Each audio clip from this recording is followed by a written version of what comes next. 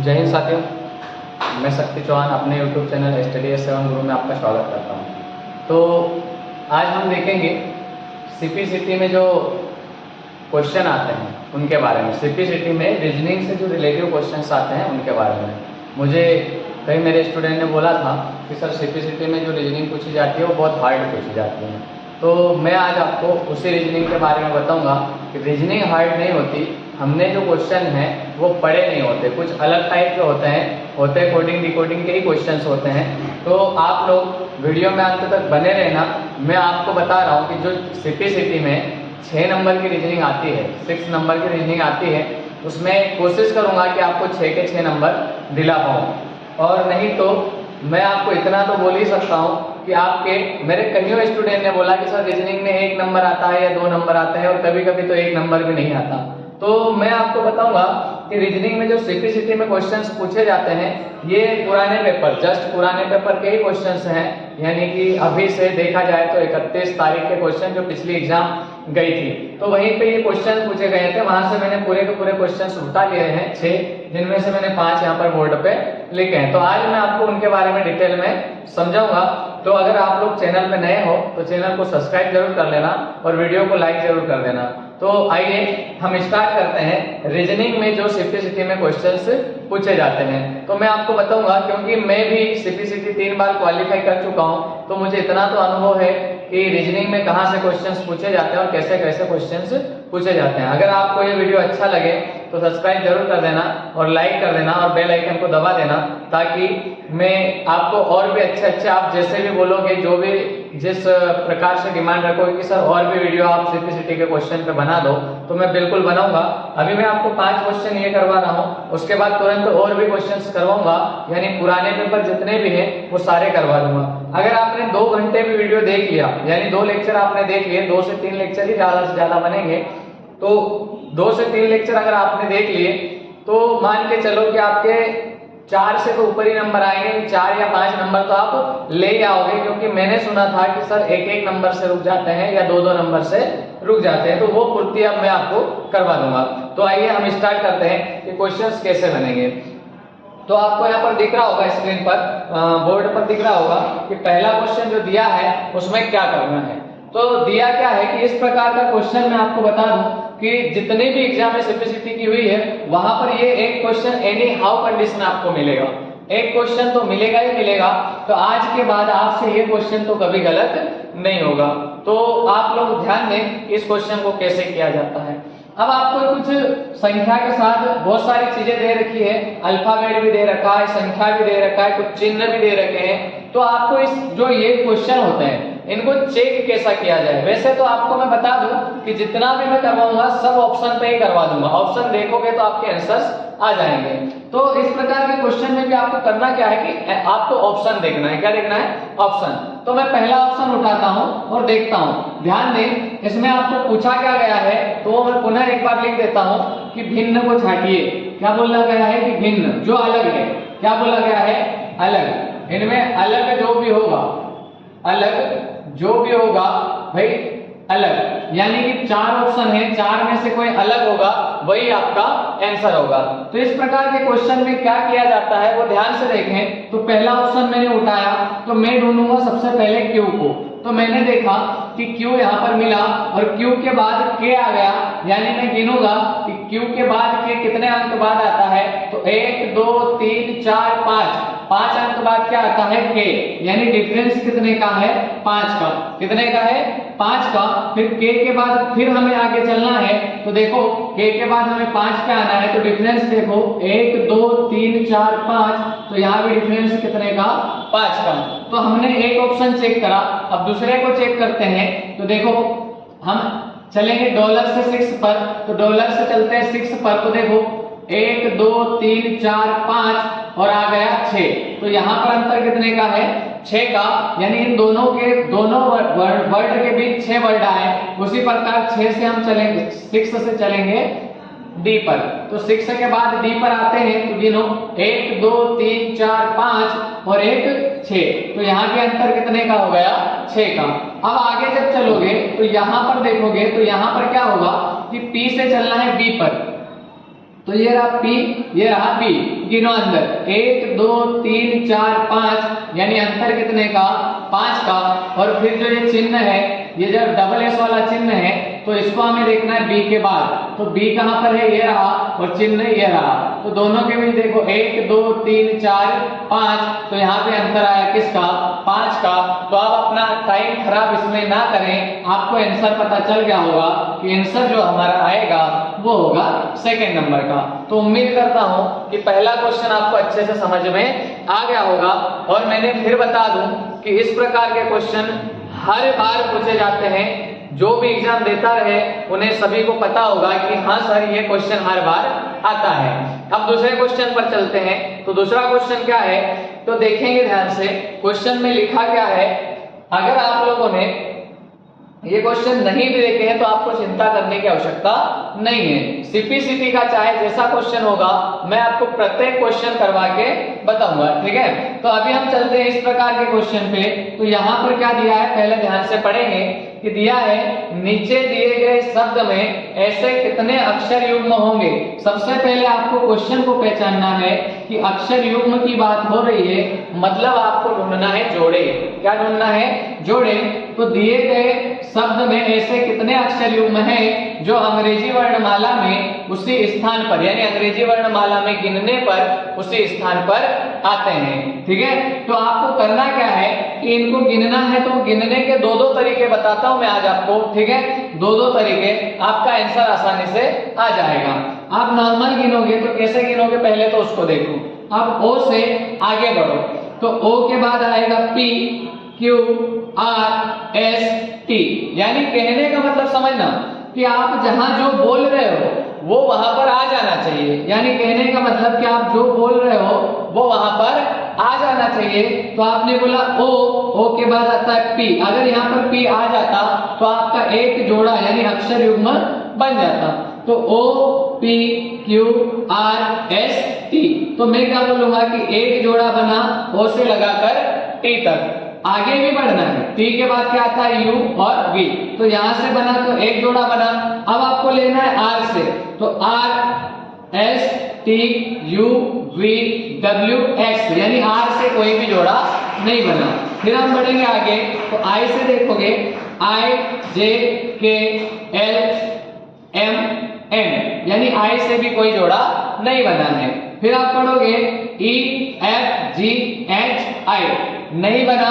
फिर पढ़ोगे N O P Q, फिर नहीं बना। टी के बाद यू वी ए बी, तो इधर से जाने पर तो एक जोड़ा बना। मैं आपको एक और इस क्वेश्चन की सच्चाई बता दूं कि होता क्या है, कई लोग गलती यहीं पर कर देते हैं कि एक आया एक लगा दिया हमारा आंसर आ गया। ये सही आंसर नहीं है, एक सही आंसर नहीं है, क्योंकि आपको पता होगा कि अगर हम इधर से गिनते हैं तो इधर से भी गिनना जरूरी है। यानी गिनना आपको दाएं और बाएं दोनों तरफ से, गिनना दाएं और बाएं दोनों तरफ से। तो एक तरफ से मैंने गिना तो एक आया ओ से पी का, दूसरी तरफ से गिनते हैं तो L M N O P Q R, यानी एल से जो बना है वो समूह आर जहां बोला वहां पर आ गया, तो आर वाला भी बन गया। आगे बढ़ते हैं, आर के बाद क्या आता है, एस, तो नहीं बना। यानी अभी तक दो जोड़े बन चुके हैं। अब A B C D E F G नहीं बना।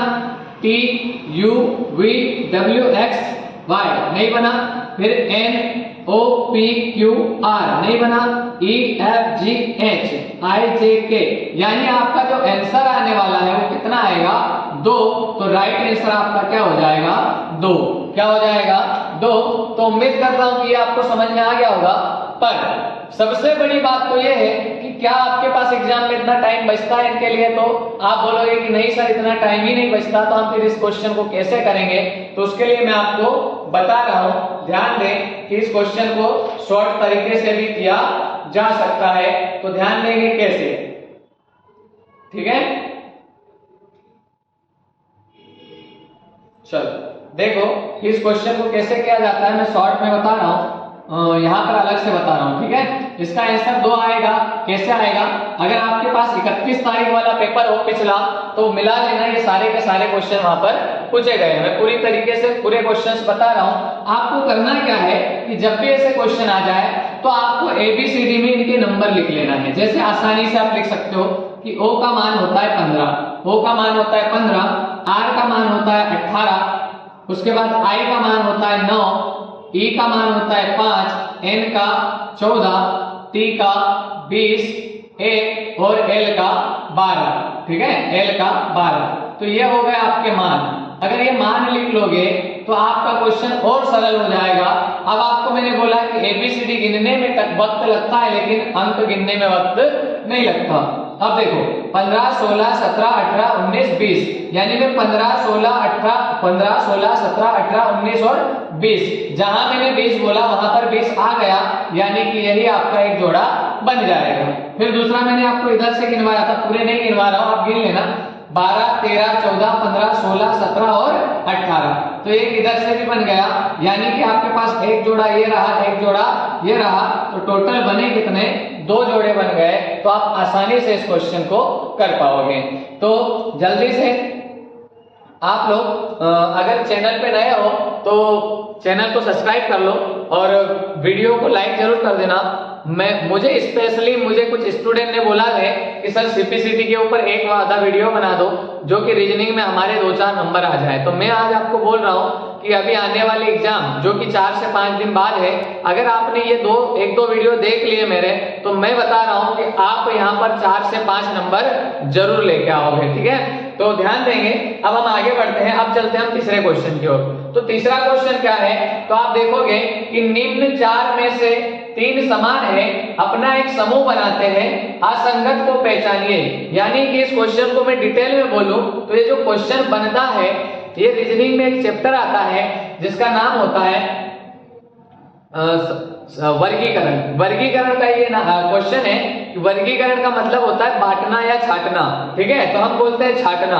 अब जैसे यहाँ पर पढ़ोगे तो ये बहुत सरल क्वेश्चन होता है, पर मैं आपको बता दूं कि अगर जीके से रिलेटिव क्वेश्चन दे दिया तो फिर आप इसे बना नहीं पाओगे अगर आपको जीके नहीं आता तो।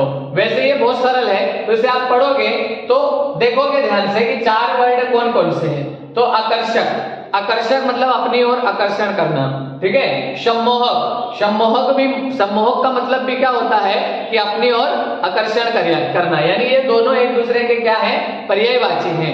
तीसरा है कष्टकारक, कष्टकारक क्या, किसी को कष्ट पहुंचाना। और तीसरा है मोहक, यानी आकर्षक, सम्मोहक और मोहक, ये तीनों जो वर्ड है ये अपने आप में सामने वाले व्यक्ति को आकर्षित कर रहे हैं। लेकिन एक जो थर्ड वाला है ये क्या बोल रहा है, कष्टकारक, यानी कि किसी को कष्ट दे रहा है। तो यही है जो इन तीनों से अलग है, इसलिए इसका आंसर आ जाएगा कष्टकारक। तो उम्मीद करता हूं कि यहां तक आपको अच्छे से समझ में आ गया होगा। अब आगे बढ़ते हैं। ये क्वेश्चन बहुत इंपॉर्टेंट है, अगर आपको यहाँ पर ये क्वेश्चन समझ में ना आए तो मैंने एक 7 मिनट की वीडियो बनाई है, 7 मिनट में एक ही क्वेश्चन वहां पर भी समझाया है, मैंने डायरेक्ट इस क्वेश्चन को करना आपको बताया है। तो आप वो वीडियो भी देख लेना और ये भी देख सकते हो, ठीक है। और अगर पूरी रीजनिंग पढ़ना है व्यापक के लिए तो मैं पूरी रीजनिंग यूट्यूब पर पढ़ा रहा हूँ, आप चाहो तो सारे वीडियो पढ़ सकते हो, आपको दोबारा कहीं पर पढ़ने की आवश्यकता नहीं पड़ेगी। तो आप ध्यान दें कि ये बहुत इंपॉर्टेंट क्वेश्चन बन जाता है। अगर आपके पास ये आ जाता है तो ये 2 सेकंड, मात्र 2 सेकंड का क्वेश्चन होता है, पर इसके लिए आपको इसका बेसिक जानना बहुत जरूरी है। अभी टाइम इतना नहीं है कि मैं आपको बेसिक समझा पाऊं, ठीक है। आपको मैं अभी क्वेश्चन बता देता हूं कि इस क्वेश्चन को करना कैसे है। अगर आपको पूरा इसको बेस से जानना है, डिटेल में जानना है, तो मेरे पुराने वीडियो डले हैं ब्लड रिलेशन के, रक्त संबंध के, आप वहां पर जाकर देख सकते हो। नहीं तो एक 7 मिनट वाला वीडियो है, वहां पर मैंने एक क्वेश्चन समझाया, बहुत अच्छे से समझाया है। तो अभी इस क्वेश्चन को आप देखोगे तो क्या होगा, ध्यान देंगे। दिया क्या है, पहले समझे चीजों को, यहाँ पर समझना ही मुश्किल हो जाता है तो हमारे नंबर आएंगे कैसे। दिया क्या है, डॉलर, क्या दिया है, डॉलर, और डॉलर का अर्थ क्या बताया गया है, माता। आपको सारी चीजें पढ़ने की आवश्यकता नहीं है, बस इतना समझो कि $1 का अर्थ है कि B की माता A है, यानी B की माता कौन है, A है, यानी डॉलर का अर्थ क्या है, डॉलर का अर्थ माता है, और B की माता A है, यानी आगे वाली माता है, आगे, यानी कि A माता है किसकी, B की। आप इतने से समझो कि A माता है किसकी, B की। तो आप आसानी से समझ जाओगे कि डॉलर का अर्थ माता, यानी कि आगे वाली माता है जो कि पीछे वाली की होगी। अब दूसरा क्या है, कि हैज का जो अर्थ है वो है पिता, यानी पिता कौन होगा, तो पिता होगा ए, यानी आगे वाला पिता होगा बी का। फिर एट द रेट का अर्थ होता है पति, यानी आगे वाला होगा पति, और परसेंटेज का अर्थ होता है पुत्री। तो आप इसे आसानी से कैसे करोगे वो ध्यान से देखो। आप क्वेश्चन को पढ़ोगे तो क्वेश्चन में आपको स्पष्ट दिया है, तो कौन से व्यंजक में एच की बहन आर है, आप बस इसको पढ़ लो। एच की बहन कौन होना चाहिए, आर। अब एच की बहन आर हो तो एच की बहन आर हो तो आर जो है बहन है, यानी कि बहन को हम मान सकते हैं इसका जेंडर क्या होगा, वो फीमेल होगा। क्या होगा, फीमेल। और ब्लड रिलेशन में आपको बता दूं कि पीछे से आगे की ओर हम पढ़ते आते हैं, ब्लड रिलेशन का अर्थ ही होता है पीछे से आगे की ओर चलना, ठीक है ना। तो आपको आर का जो जेंडर है मैं डायरेक्ट बता रहा हूं, ठीक है। डिटेल में मैंने बोला है कि पिछला वीडियो देख लेना, 7 मिनट का डिटेल में वहां पर भी पता चल जाएगा। अब आपको आर को देखना है तो आर का जो जेंडर होना चाहिए वो क्या होना चाहिए, फीमेल होना चाहिए। अब हम देखते हैं तो डायरेक्ट मैं आपको बताऊंगा कि आप डायरेक्ट फोकस कर दो आर पर। किस पर कर दो, आर पर। अब आपको एक बहुत अच्छी बात बता रहा हूं, ध्यान दें कि जहां जहां जिसके बारे में पूछा हो, जहां जहां जिसके बारे में पूछा हो, यानी आर के बारे में पूछा हो और आपको किसी भी ऑप्शन में आर पीछे मिल जाए, सबसे पीछे मिल जाए, तो सोच लेना कि 90% तो वो आंसर होगा भी नहीं। तो आर इसमें भी पीछे, यानी ये भी नहीं आंसर हो सकता, आर इसमें भी पीछे, मतलब ये भी आंसर नहीं हो सकता। तो अब आपके पास ऑप्शन बचे हैं 2, या तो दूसरा आंसर होगा या चौथा। तो आप डायरेक्ट फोकस करो किस पर, आर पर। तो आर का जेंडर क्या होना चाहिए, माइनस, यानी कि फीमेल होना चाहिए। तो देखो आर का जेंडर यहां पर हम निकालते हैं तो परसेंटेज का अर्थ है पुत्री, पुत्री मतलब जेंडर क्या मिला हमें, माइनस। तो आप इसको पूरा चेक कर लो। कैसे चेक करोगे, डायग्राम नहीं बनाया जाता। देखो यहां से आप आओगे यहां पर, भाई एच से हमें एच से आर के पास आना है क्योंकि एच की बहन होना चाहिए आर। तो देखो डॉलर का अर्थ क्या है, तो डॉलर का अर्थ है माता, यानी माता कौन, तो आप बोलोगे सर आगे जो है वो माता है, तो एच की माता कौन हो गई, एफ। एच की माता कौन हो गई, एफ। तीर का निशान मैं आसानी से लगा रहा हूं, तो एच की माता हो गई एफ। आगे बढ़ते हैं तो फिर आगे में आया तो एट द रेट का अर्थ क्या होता है, पति, पति। अब मुझे ये बताओ कि एच की माता हुई एफ और एफ का पति हुआ कौन, डी। तो ये दोनों पति पत्नी हुए। जब एच इसकी पुत्री है तो इसकी भी पुत्री होगी। तो मैं क्या बोल सकता हूं कि एच की माता एफ, एच का पिता डी। तो एच की माता एफ, एच का पिता डी, और परसेंटेज का अर्थ होता है पुत्री, पुत्री। अब देखो कि ध्यान देना कि डी की पुत्री कौन है, आर। अब ध्यान से सुनना कि एच की माता एफ, एफ का पति डी, यानी ये क्या कहलाएगा, इसका पिता, और पिता की पुत्री क्या कहलाती है, यानी अपने ही पिता की पुत्री क्या कहलाएगी, तो वो कहलाएगी बहन। यानी आपका राइट आंसर क्या होगा, सेकंड वाला। क्या हो जाएगा, सेकंड वाला आपका राइट आंसर होगा। अब आगे बढ़ते हैं तो फिर एक बहुत ही शानदार सरल क्वेश्चन आपको देखने को मिला कि क्या बोला गया है कि निम्न में से उस विकल्प का चयन कीजिए जिसका एक दूसरे से संबंध हो। यानी ये जो क्वेश्चन है, अगर मैं इसकी बात करूं कि ये कौन से चैप्टर में आता है, तो ये होता है आपका सादृश्यता। ये जो क्वेश्चन आता है ये सादृश्यता में होता है, और सादृश्यता को मैंने अपने मन से एक नाम दिया है, जैसे का तैसा। सादृश्यता को मैंने नाम दिया है जैसे का तैसा। जैसे कि जैसे का तैसा, यानी इसका जैसा होगा वैसा इसका होगा। तो दौड़ने से क्या होता है, थकान होती है। आप सीधे बोल सकते हो कि सर दौड़ने से क्या होगा, थकान होगी। तो व्रत रखने से क्या होगा, तो आप लोग पहले तो ऑप्शन काट दो कि व्रत रखोगे तो रुचि तो कहीं से कहीं आंसर आता ही नहीं है, व्रत रखने की कोई रुचि नहीं होती। सेम होना चाहिए कि दौड़ से बना थकान का संबंध, दौड़े तो थकान, जस्ट क्या हो रहा है, दौड़ने के जस्ट, भाई जस्ट की बात हो रही है कि दौड़ने के जस्ट रुकोगे तो आपको क्या हो जाएगी, दौड़ने से जस्ट थकान होगी। अब व्रत रखोगे तो जस्ट भोजन तो करना पड़ेगा नहीं, भाई भोजन तो इसका आंसर आ नहीं सकता कि जस्ट भोजन करना पड़े, ठीक है। तो आप क्या बोलोगे कि व्रत रखोगे तो आपको क्या लगेगी, भूख। अब ये मत सोचना कि सर तत्काल भूख लग जाएगी, भाई भूख लगेगी। व्रत रखोगे तो क्या लगेगी, भूख। व्रत का संबंध, जैसे दौड़ का संबंध थकान से है, वैसे ही व्रत का संबंध किससे है, भूख से है, कि हमें भूख लगना है। भाई कमजोरी तक नहीं जाना, क्योंकि कमजोरी तो भाई भूखे रहोगे तो वैसे भी होगी, भूखे नहीं रहोगे तो कुछ कारणवश और भी कमजोरी हो सकती है। तो आपके पास दो ऑप्शन है जो आपको डाउट में रखेंगे, एक तो आपको भोजन का रहेगा और दूसरा भूख का। तो आपको ध्यान से समझना है कि दौड़ का जो संबंध थकान से है वही संबंध व्रत का भूख से होगा, भोजन से नहीं होगा। व्रत का भोजन से कोई लेना देना नहीं है, क्योंकि दौड़ने के बाद थकान होती है तो व्रत के बाद भूख लगती है, डायरेक्ट हम भोजन नहीं करते हैं। ठीक है, तो उम्मीद करता हूं कि यहाँ तक आपको वीडियो अच्छे से समझ में आ गया होगा। अगर चैनल पे नए हो तो सब्सक्राइब करना ना भूले और बेल आइकन को दबा लेना, ताकि आने वाले सारे वीडियो आप तक सबसे पहले पहुंच सके।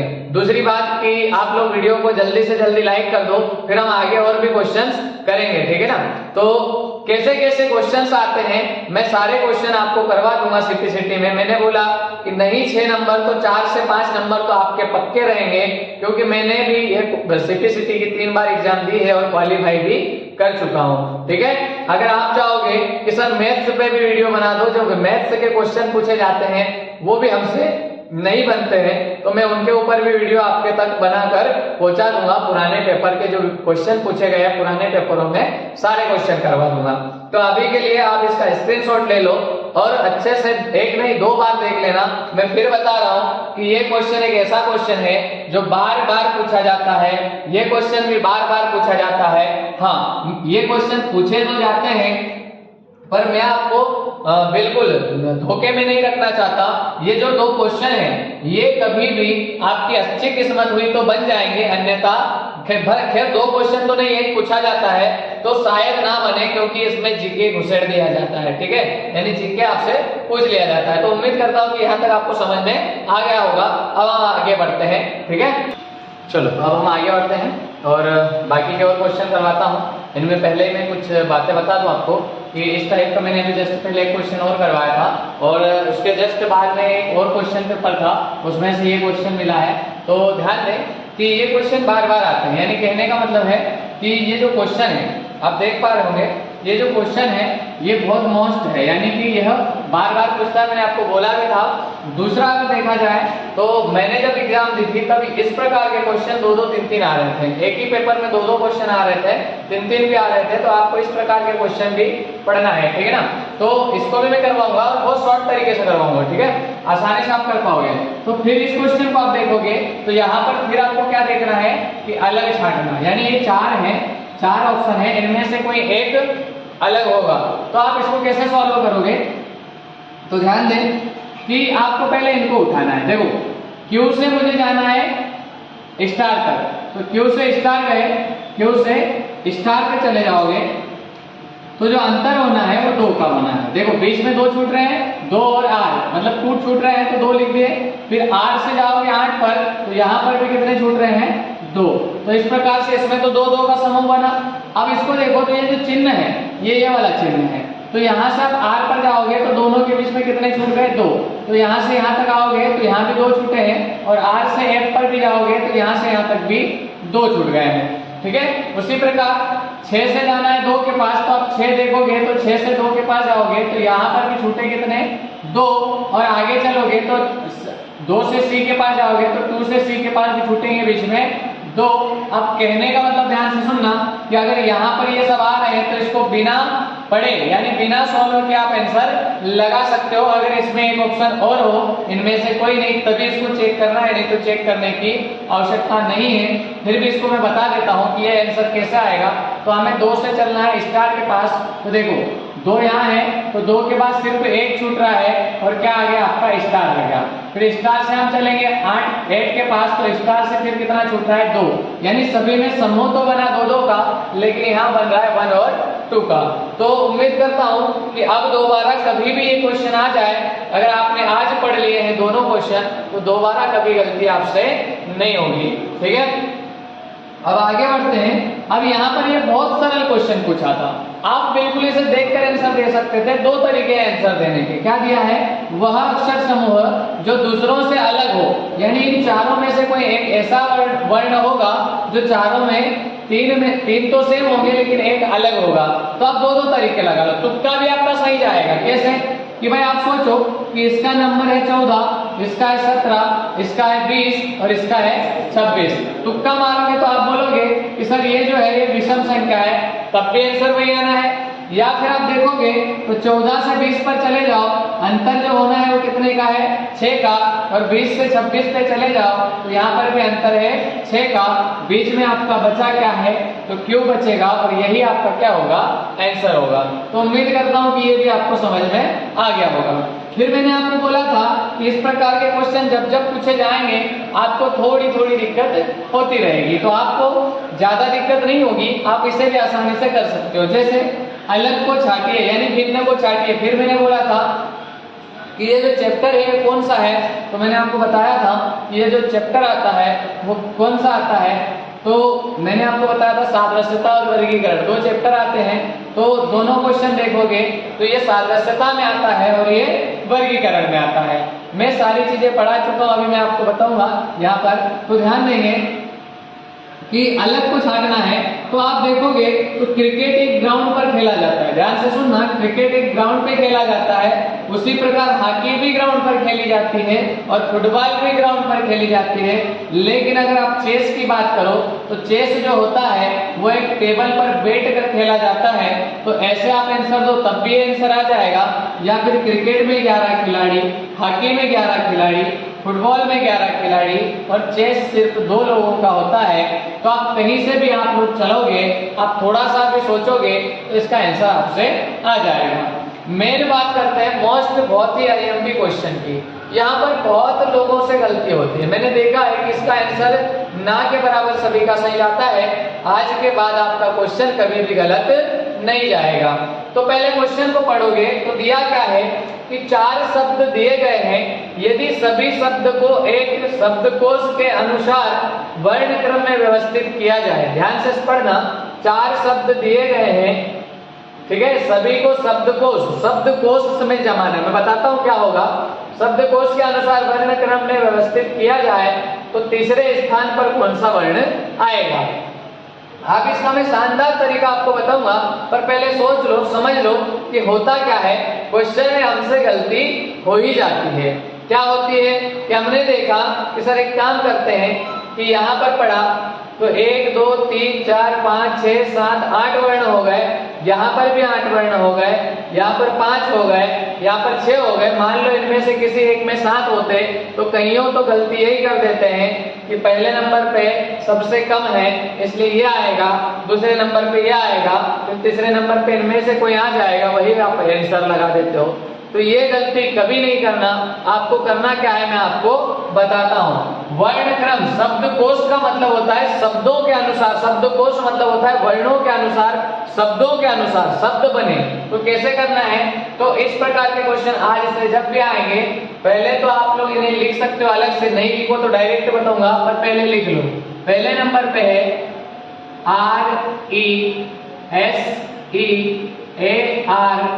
RESEARCH, दूसरे नंबर पे है RALINAL, मतलब यहाँ पर 7 है, यहाँ पर 8 हो गए। तो आप कभी कभी यही आंसर लगा देते हैं भाई, LRI, O भी आ रहा है बीच में, कोई दिक्कत नहीं, ONAL आ गया। तीसरा हमने देखा तो ROUND। चौथा आपसे बन जाए तो चौथा पूछा है RUSTIC। जब भी ऐसा क्वेश्चन पूछा जाए तो आप बस ऐसे जमा लो, ठीक है। अब आपको करना कुछ नहीं है, देखकर भी आंसर बता सकते हो, ठीक है ना। तो अब आपको चलना कैसे है, तो ध्यान दो, इनको काट दो क्योंकि सभी के पास क्या है, R है। तो आपको यहाँ से पता नहीं चलेगा कि कौन से पहले पर आएगा कौन से दूसरे पर आएगा। तो R सब जगह कट गया, कोई दिक्कत नहीं। उसके बाद यहाँ पर ढूंढो, यहाँ पर ढूंढोगे तो सबसे पहले क्या आता है, तो आप बोलोगे सर A। तो सबसे पहला वर्ण तो क्या बन गया, 2, यानी पहले नंबर पे कौन आएगा, दूसरा समूह आ जाएगा। फिर आपको देखोगे तो A से बड़ा क्या है, तो आप बोलोगे सर E, तो दूसरे नंबर पे आ जाएगा पहले नंबर वाला।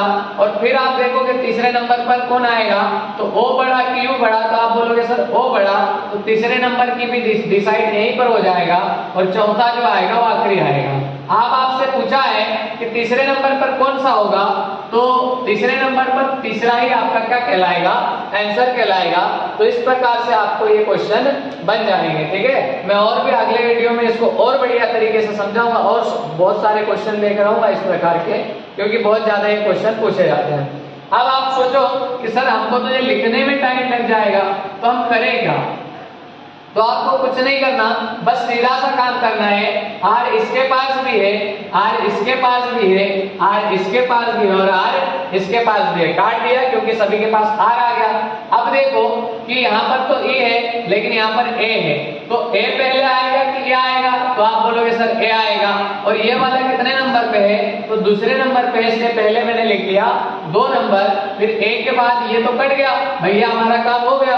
अब आप देखोगे तो आप देखो कि ए के बाद ये 3 वर्ड बचे हैं, तो ए के बाद इसमें देखोगे तो ई है, इसमें ओ है और इसमें यू है। अब तीनों में सबसे पहले कौन आएगा? तो बोलोगे कि सर ई आएगा, यानी कि 2 के बाद कौन सा नंबर लगेगा? पहले का नंबर दूसरे पे आ जाएगा। अब आप देखो कि ये भी हो गया, अब बचे 2, तो इसके पास ओ है, इसके पास यू है, तो पहले क्या आता है? ओ, तो तीसरे नंबर पे आपने रख दिया ओ और चौथे पे सिर्फ चौथा रहेगा। तो यही आपका, यानी कि यही तीसरे नंबर वाला पूछा है, तीसरे स्थान पर कौन सा शब्द आएगा? तो तीसरे स्थान पर देख लो कि पहला तो कौन सा आ रहा है? दूसरा आ रहा है, दूसरा कौन सा आ रहा है? पहला आ रहा है, तीसरे पे तीसरा ही आ रहा है, चौथे पे चौथा ही आ रहा है। तो आपका आंसर तीसरा ही कहलाएगा। तो उम्मीद करता हूं कि आज के बाद आप इस क्वेश्चन में भी गलती नहीं करोगे। आगे बढ़ते हैं। अब इस क्वेश्चन की मैं सच्चाई आपको बताने जा रहा हूं। अगर मेरा कोई भी पुराना वीडियो 3 साल पहले पुराना स्टूडेंट 3 साल पुराना स्टूडेंट भी अगर पढ़ रहा हो, इस वीडियो को देख रहा हो, तो वो बिल्कुल कमेंट करके बताएगा कि सर आपने ये 3 साल पहले हमें ऑफलाइन बेस में पढ़ाया था, ठीक है। मैंने बताया था कि आपस में संबंध बताना है, जैसे का तैसा। जस्ट पहले मैंने बोला था जैसे का तैसा। तो कार का अर्थ होता है गैरेज, यानी कार को कहाँ रखा जाता है? गैरेज में। कार को कहाँ रखा जाता है? गैरेज में। उसी प्रकार हवाई जहाज को कहाँ रखा जाता है?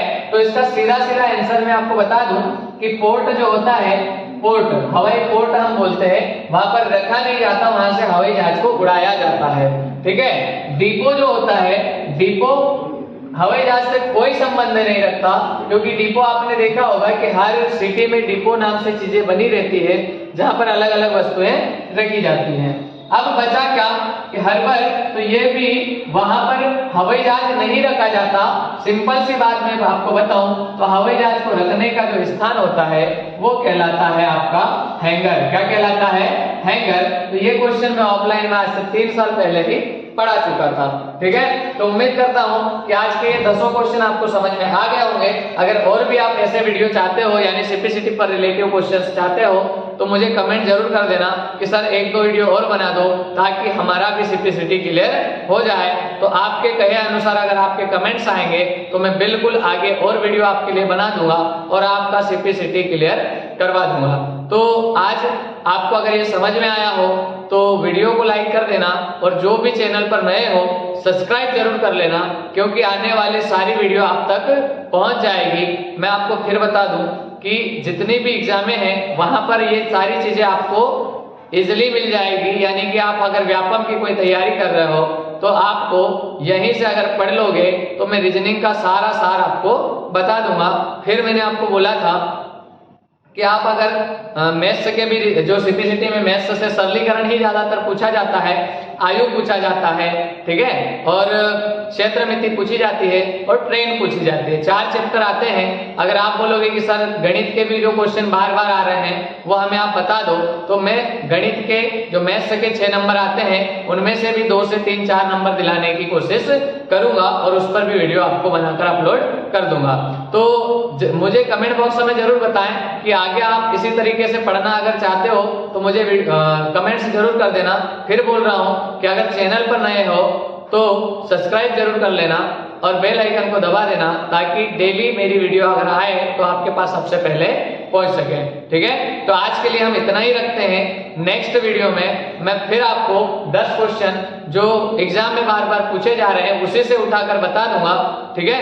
तो और अगर आपको लग रहा है डाउट तो आपको मेरे नंबर नीचे मिल जाएंगे, वहां पर मुझे व्हाट्सएप नंबर रहेंगे, वहां पर क्वेश्चन सेंड कर सकते हो, मैं बनाकर आप तक पहुंचा दूंगा। या फिर व्हाट्सएप नंबर पे मुझे सीपीसीटी में जो जो क्वेश्चन पूछे गए हैं वो सेंड कर देना, तो मैं आपको वो सारे क्वेश्चन वापस से पढ़ा दूंगा। तो आज के लिए इतना ही। जय हिंद, जय भारत। मिलते हैं हम नेक्स्ट क्लास में।